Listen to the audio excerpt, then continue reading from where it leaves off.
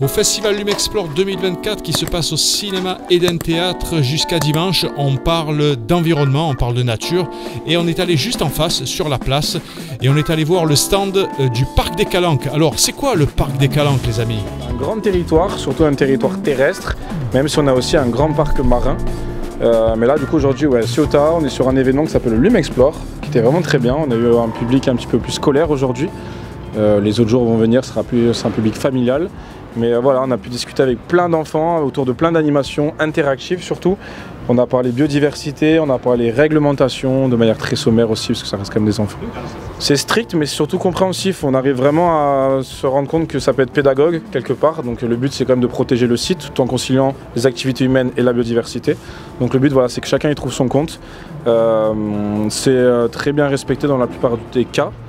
Il y a forcément des gens qui ne le respectent pas et nous c'est pour ça qu'on est là pour apporter un volet de sensibilisation et d'information. Mais ça reste globalement très agréable.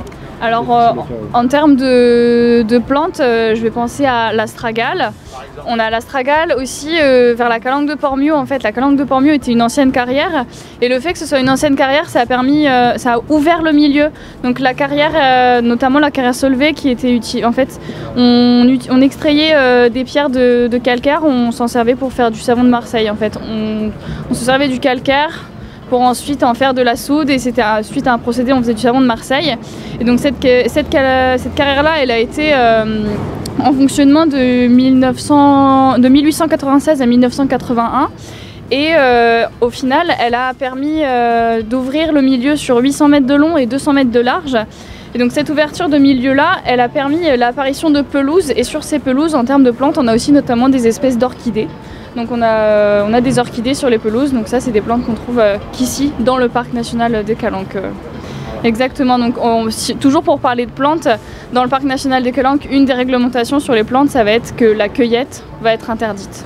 Alors Miraceti, c'est une association de protection, de conservation et de sensibilisation autour des cétacés en Méditerranée. Vous parliez de grands poissons, c'est pas exactement des poissons, c'est plutôt des cétacés qui appartiennent donc c'est tous des mammifères marins exactement.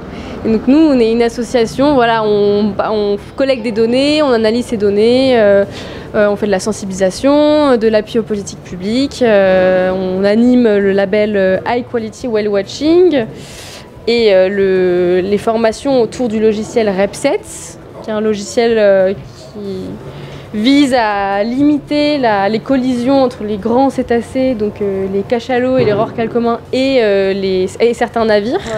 Oui, donc on est aussi présent ici donc, sur les stands pour présenter les cétacés. Les cétacés qui sont donc présents en Méditerranée, mais aussi les menaces qui pèsent sur ces cétacés. Donc allant du dérangement, la collision, la pollution sonore, mais aussi plastique. Voilà. Et on a aussi hier matin présenté un documentaire avec Noélie Pencio de One Ocean. On présentait en fait une expédition qu'on a effectuée l'année dernière dans le sanctuaire Pélagos. Donc le sanctuaire Pélagos est un sanctuaire entre la France, la Principauté de Monaco et l'Italie qui est présent pour préserver les cétacés dans cette zone. Et donc on a été présent dans cette zone pour collecter des données. Donc des données sur la présence des cétacés, sur les pressions anthropiques, exactement.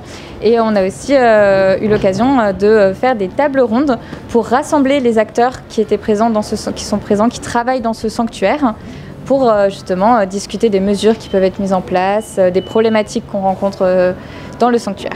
Les amis, on espère que vous avez passé un bon moment. N'oubliez pas de partager cette vidéo pour être au courant du prochain reportage. Alors si tu n'es pas encore abonné à la chaîne, je t'invite à activer la petite cloche des notifications et mets tout de suite un pouce bleu pour soutenir la chaîne. Je te remercie et tu peux aussi suivre TVF Sud sur tous les réseaux sociaux, Facebook, Insta, LinkedIn et Twitter, Tumblr. TVF Sud, c'est la chaîne culture qui parle des artistes du cinéma, de la télévision, du théâtre et de la musique. À très bientôt les amis.